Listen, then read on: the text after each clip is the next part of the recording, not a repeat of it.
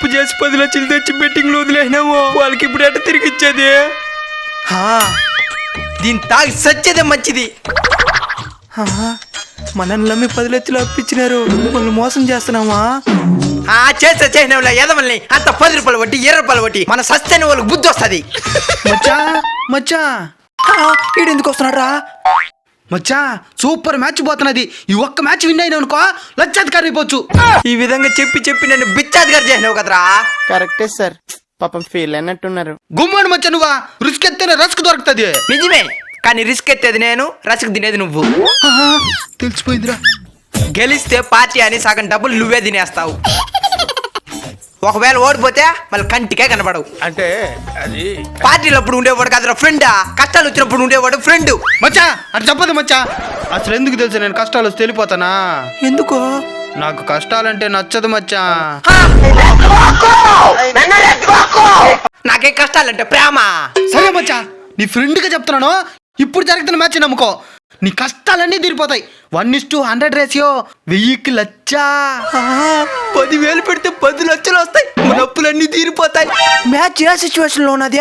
40 balls కి 150 కొట్టాలా. ఇంకేడు win అవుతుంది? 2 వికెట్ల పడి ఉండేది. నేను చెప్తున్నాను, నువ్వు పెట్టి మచ్చ విన్ అవుతుందా? ఇందా రీఛార్జ్ చేసి పెట్టు. పెట్టేనా? ఏమవుతుంది ఏమో. ఏం కాదు మచ్చా, ఖచ్చితంగా విన్ అవుతుంది, నాది గ్యారంటీ. సరే పట్టుకో, పోయి వస్తా. గెలిచిన అంటే మొత్తం అప్పు తీర్చేయాలా.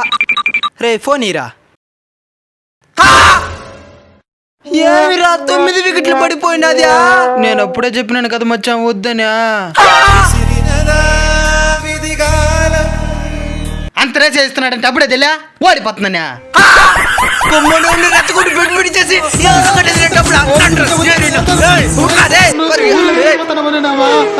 ఇంకా అప్పులలో మనం చంపేసే ముందు మనమే చచ్చిపోయేదే మర్యాద. తాగరా దీన్ని.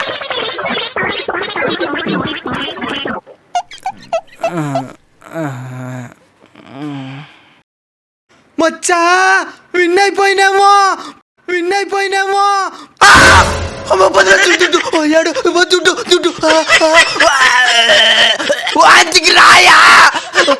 ఏమైంది మచ్చా? పురుగులు పొందాగేనంట. అయ్యో 10 లక్షలు దుడ్డు.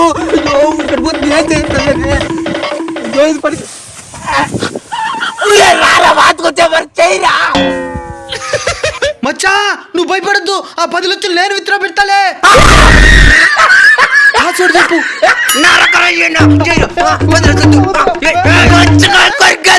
మర్యాదగా హాస్పిటల్కి తీసుకొని పోరా.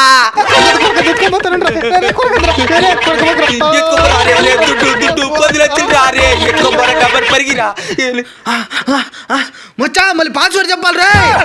గబారు పోరా రే. 8 గంటలకంతా హాస్పిటల్ మూసేస్తారు. గబారు పోరా. డాక్టర్ ఏమైంది? పురుగుల మందు తాగారు డాక్టర్.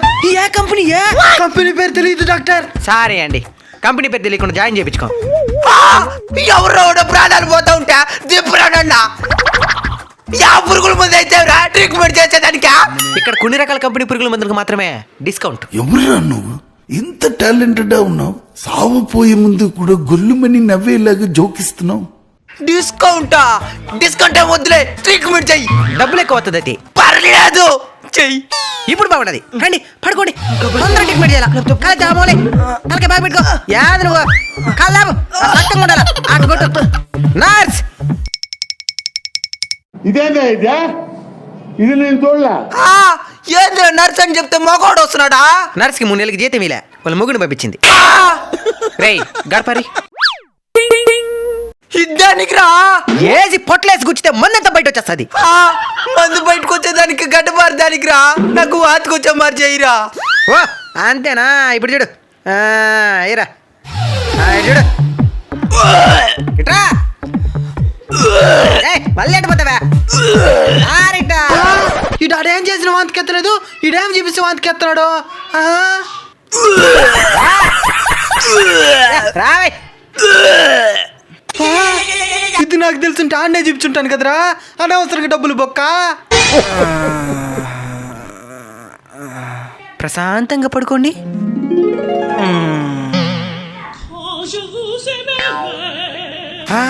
కనబడుతున్నానా కనబడుతున్నానా? కనపడుతున్నది డాక్టర్. బతికిపోయినా 10 లక్షలు నాదే. బిల్ 20 లక్షలా? దీని బదులు నేను చచ్చిపోయినా కానీ 20 లక్షలు మిగిలి ఉంటాయి కదరా. ముందే చెప్పినాను కదా ఎక్కువ అవుతుందనే. కట్టేసి డిశ్చార్జ్ అవ్వండి. 10 లక్షలు అప్పు కట్టలేకుంటే పాయసం తాగేసినానా? ఇంక 20 లక్షలు యాడ్ కట్టేది. అర్థమైపోయింది. తాగరా తిన్నా.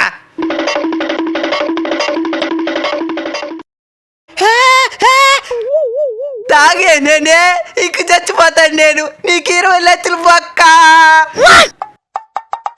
ఏనా మళ్ళీ బతికేస్తా. అప్పుడు 40 లక్షలు అవదే. అప్పు ప్రశాంతమైన చావును కూడా ఇవ్వదు. అట్లనే అప్పుకి చావే పరిష్కారం కాదు. ఆలోచిస్తే అనేక మార్గాలు దొరుకుతాయి.